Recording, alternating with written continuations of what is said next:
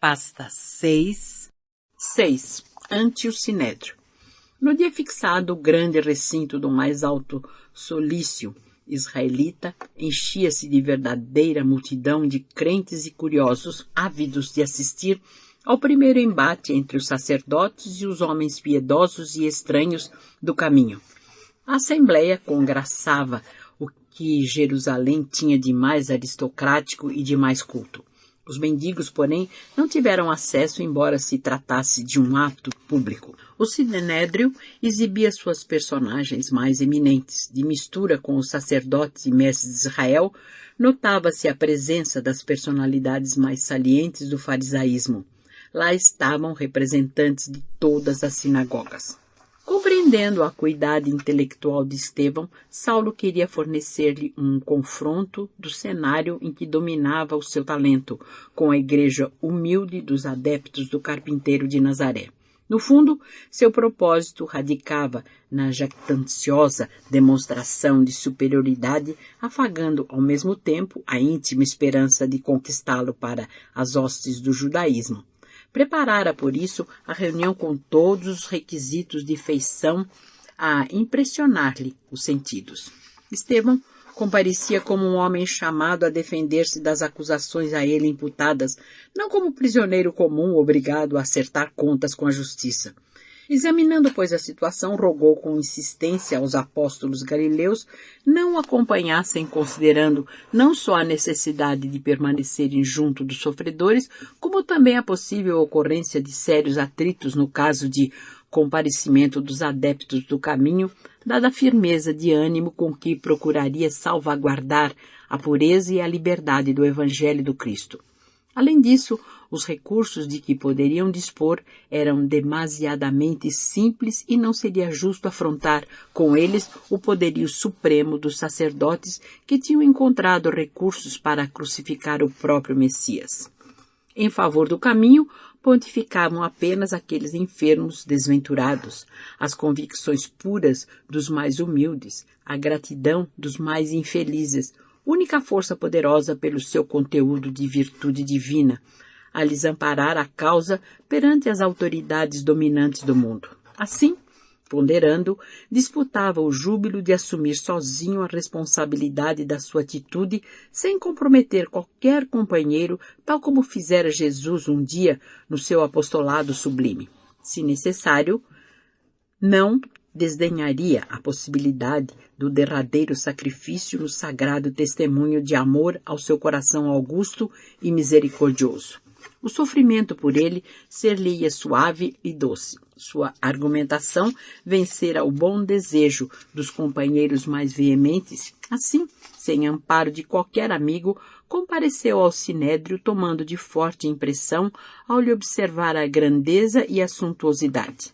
Habituado aos quadros tristes e pobres dos subúrbios, onde se refugiavam os infelizes de toda espécie, deslumbrava-se com a riqueza do templo, com o aspecto soberbo da torre dos romanos, com os edifícios residenciais de estilo grego, com a feição exterior das sinagogas que se espalhavam em grande número por toda parte. Compreendendo a importância daquela seção a que acorriam os elementos de escol, por identificarem o invulgar interesse de Saulo, que no momento era a expressão de mocidade mais vibrante do judaísmo, o Sinédrio requisitara o concurso da autoridade romana para a absoluta manutenção da ordem.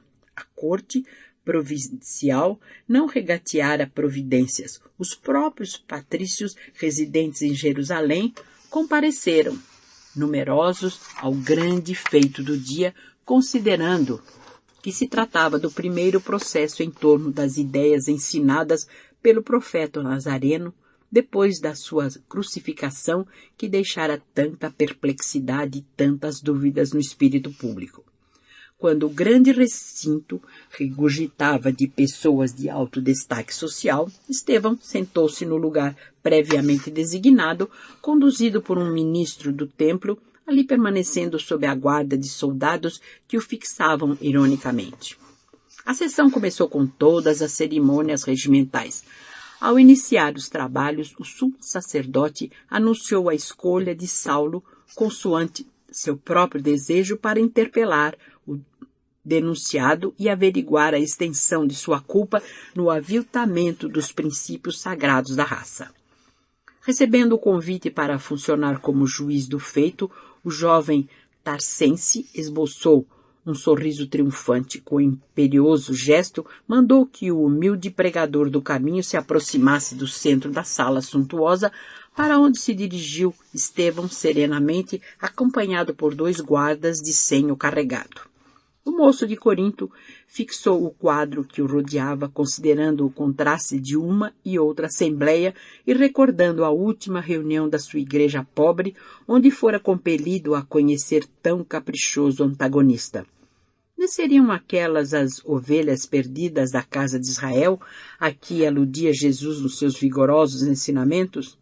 Ainda que o judaísmo não houvesse aceitado a missão do Evangelho, como conciliava ele as observações sagradas dos profetas e sua elevada exemplificação de virtude, com a avareza e o desregramento? O próprio Moisés fora escravo e, por dedicação ao seu povo, sofrera inúmeras dificuldades em todos os dias da existência consagrada ao Todo-Poderoso. Jó padecera miséria sem nome e dera testemunho de fé nos sofrimentos mais acerbos. Jeremias chorara, incompreendido. Amós experimentara o fel da ingratidão.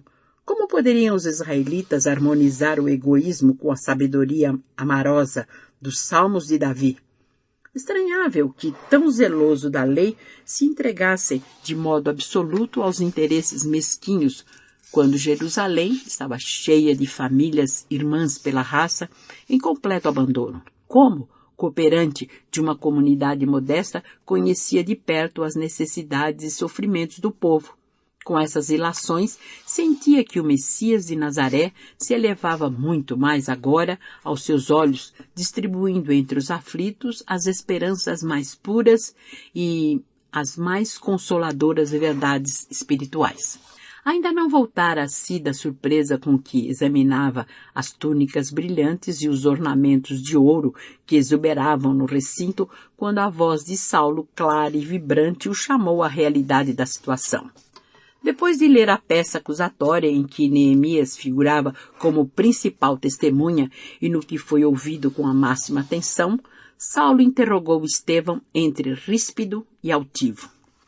Como vedes, sois acusado de blasfemo, caluniador e feiticeiro perante as autoridades mais representativas. No entanto, antes de qualquer decisão, o tribunal deseja conhecer vossa origem para determinar os direitos que vos assistem neste momento. Sois, porventura, de família israelita?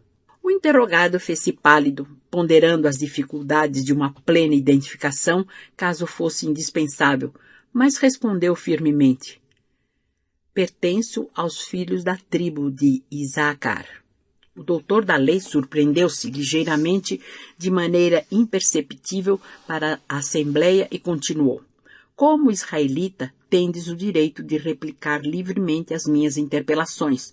Todavia, faz-se mistério esclarecer que essa condição não vos eximirá de pesados castigos, caso perseverardes na exposição dos erros crassos de uma doutrina revolucionária, cujo fundador foi condenado à cruz infamante pela autoridade deste tribunal, onde pontificam os filhos mais veneráveis das tribos de Deus.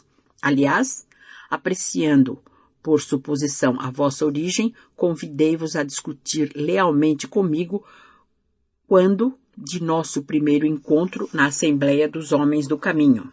Fechei os olhos aos quadros de miséria que então me cercavam para analisar tão só os vossos dotes de inteligência, mas evidenciando estranha exaltação de espírito, talvez em virtude de sortilégios cujas influências são ali visíveis, vos mantivesse em singular reserva de opinião, apesar dos meus apelos reiterados.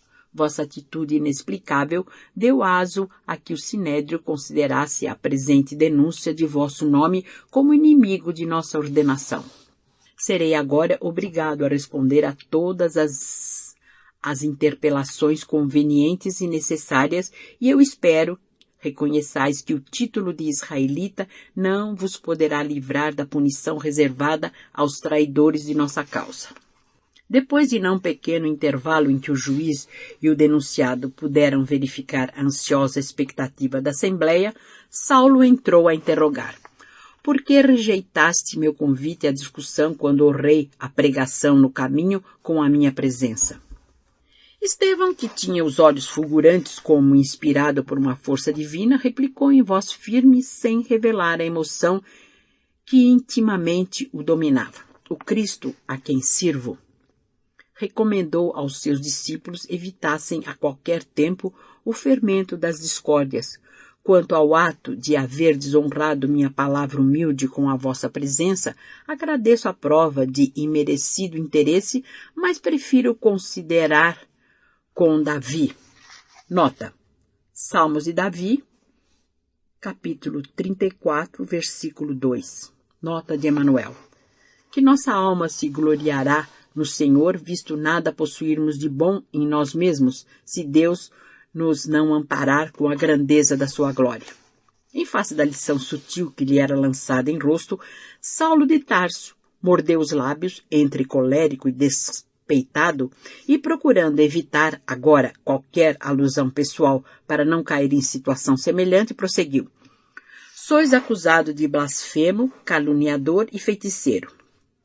Permito-me perguntar em que sentido, retrucou o interpelado com desassombro. Blasfemo, quando inculcais o carpinteiro de Nazaré como salvador, caluniador, quando achincalhais a lei de Moisés, renegando os princípios sagrados que nos regem os destinos. Confirmais tudo isso? Aprovai essas acusações? Estevão esclareceu